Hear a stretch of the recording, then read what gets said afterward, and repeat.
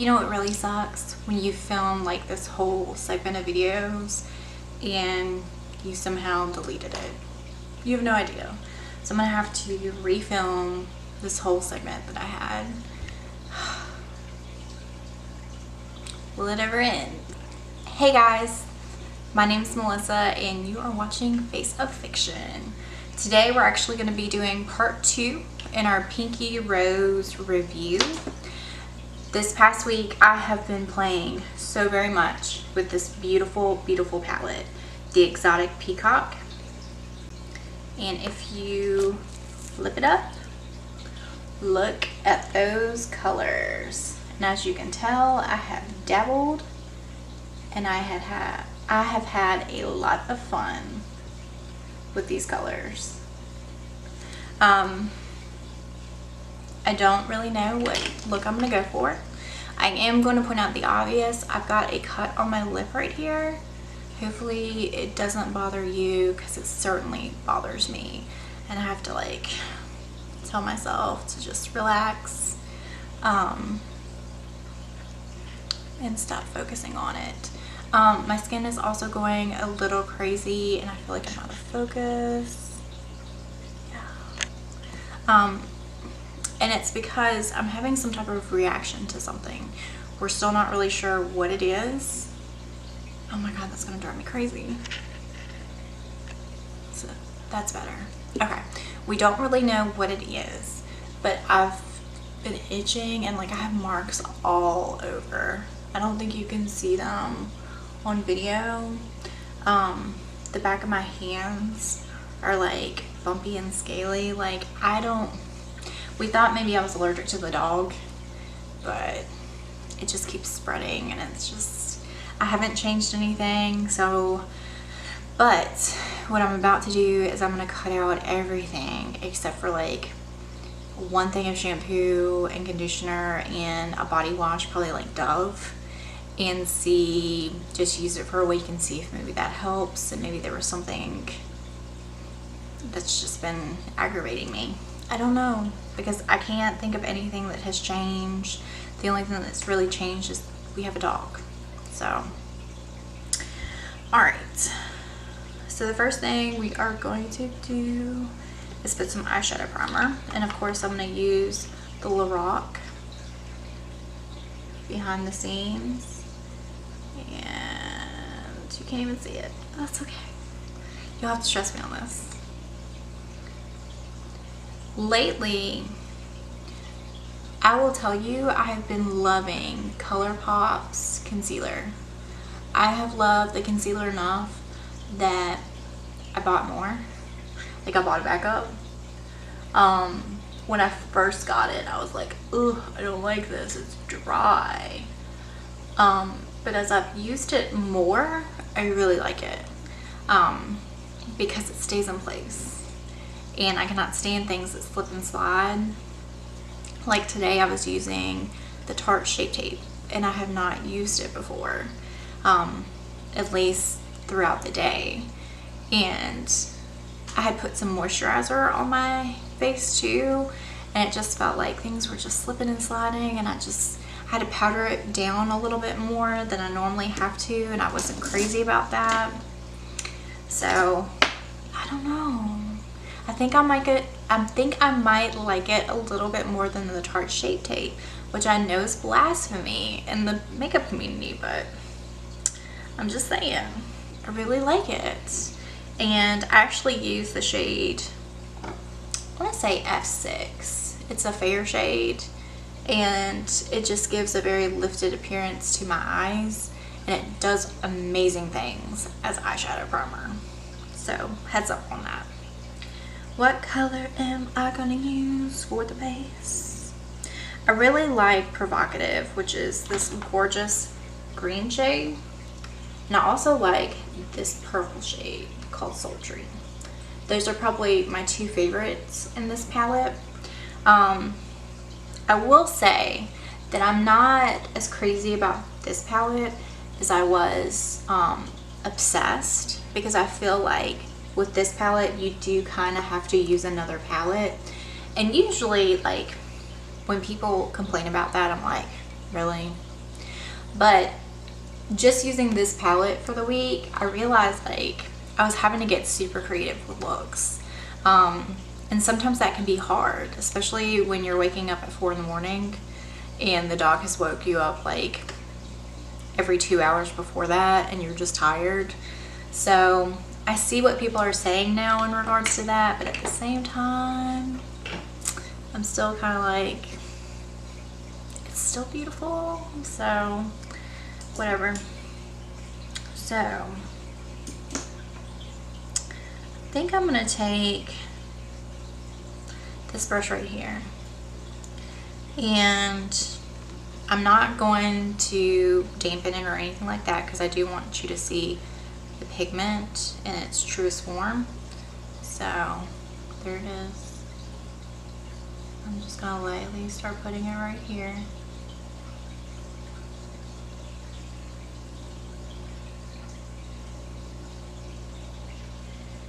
I've become a very big fan of like green eyeshadow. I think it's beautiful.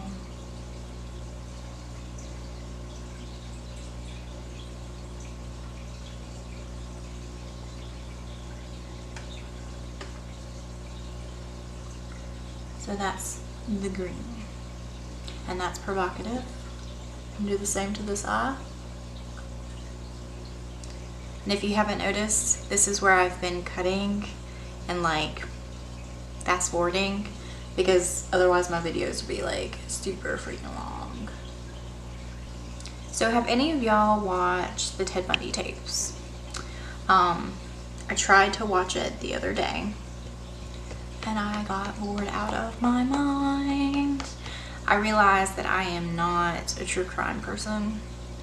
My half-child loves true crime, and she very much wants to go into risky and just go a little bit above it to just buff it out.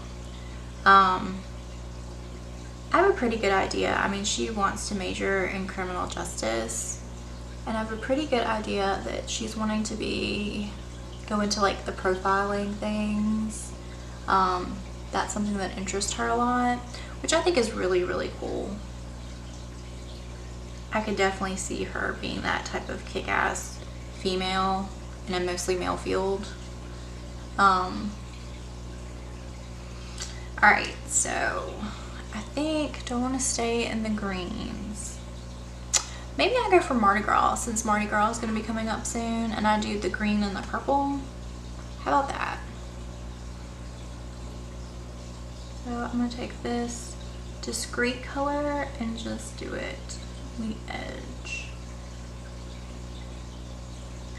This might turn out to be very, very bad, but I don't care. Because these palettes are just so much fun to play with. Like, I can't even express like the amount of fun, because you don't normally see these colors.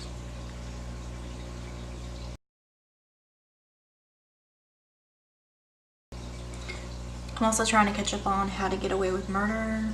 Having a really hard time doing that. I don't know what it is about this season. I'm just having a really hard time with it. I'm going to go into that sultry color, and I'm not really sure how pretty that is.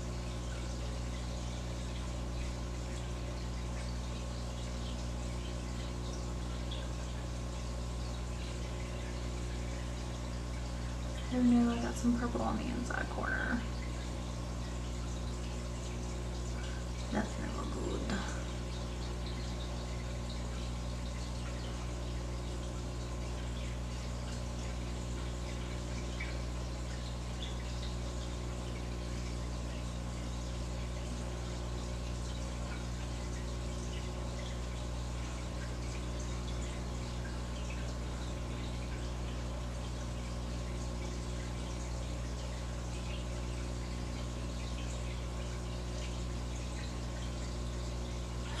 This makes me want king cake.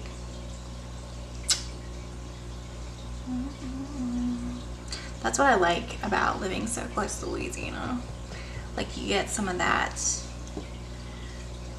festivity, because apparently Mobile has its own like Mardi Gras. Had no idea.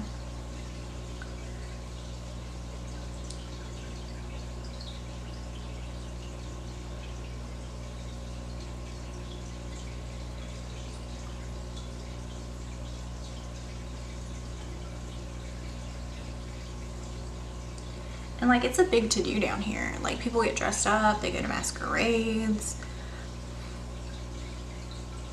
Hopefully one day I'll get a chance to do that.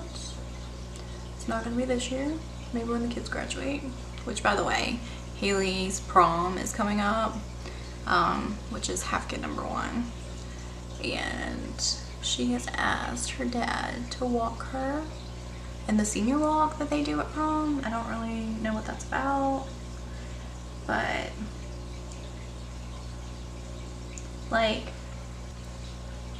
I know that's like silly, but step parent talk right here, like when you have seen this person grow up, you kind of get attached. I mean, she might not be my child in blood, but she is my child. So I'm gonna take the Fix Plus, spray that brush, and I'm gonna go back into that purple because I really like want to pack it in there.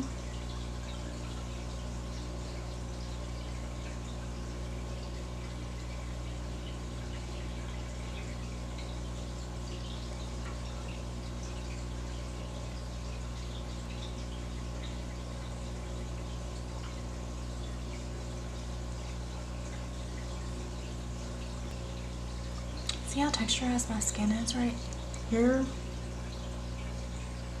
Like, if I take my makeup off, like there's like a rash that's going up, and I thought it was like rosacea, but with everything else that's been going on with my skin and my body, yeah, I think I'm gonna get some tests run because I'm a little concerned. Okay, so let me do my eyes. I'll come back and we'll finish the look. Okay, so Sean's dad's wife told me that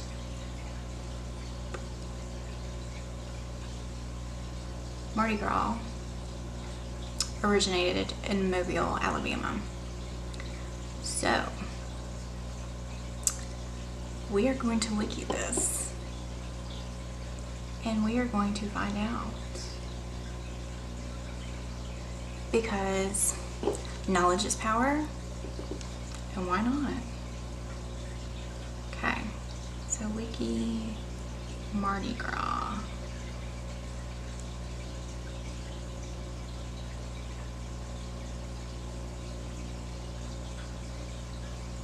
Okay. Mardi Gras is also called Fat Tuesday.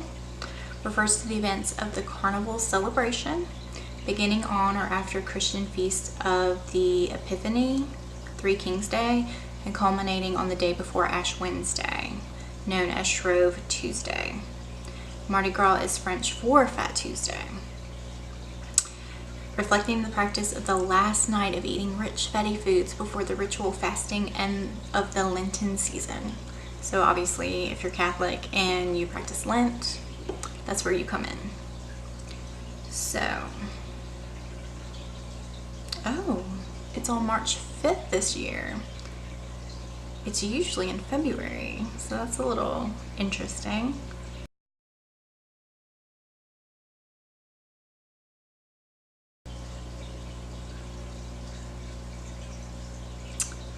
Ooh. Okay. March 3rd of 1699, Mardi Gras. So in honor of this holiday, Iberville named the spot Pont du Mardi Gras, French for Mardi Gras Point, and called the nearby tributary Bayou Mardi Gras. Bineville went on to found the settlement of Mobile, Alabama in 1702 as the first capital of French Louisiana. The first informal mystic society, or crew, was formed in Mobile in 1711. Oof. So, does that mean that Mardi Gras originated in Mobile, Alabama? In 1723, the capital of Louisiana was moved to New Orleans, founded in 1718. The first Mardi Gras parade held in New Orleans is reported to have taken place in 1837. That's very interesting. How many of you out there knew that did not live in Alabama? Because I didn't. I've always thought of Louisiana as being the place where Mardi Gras began and ended. So that's very, very interesting. So apparently there's a huge celebration in Mobile. So if you are towards the South Alabama, you should hit up the Mardi Gras festivities down there. Probably a little bit more different than New Orleans, because New Orleans has now become very mainstream and very not what the meaning of the festival actually is. So what can you do? That's society now. Sorry, my nose itches. Probably looks like I'm picking. So yeah, this is the peacock, the exotic peacock. I've got one more palette to do, and that will be the 80s baby. And I'm so excited because I am an 80s baby. And to be honest with you, the palette reminds me of this upcoming season of Stranger Things, if you've seen the previews to it. The mall, the food court kind of vibe. Oh, I can't wait. I cannot wait until Stranger Things comes back. So that's it. Until next time, you guys. Love you. Bye. So, I saw Christine on Simply Nailogical making bananas Foster for Ben. Guess what I'll be making for Sean tonight? Because I looked at that recipe and I was like, I've got everything in my cabinet, even the dark rum from the rum cake from Christmas. So, guess who's getting some bananas Foster and hopefully won't burn down her house. So Christine, this one's for you, babe.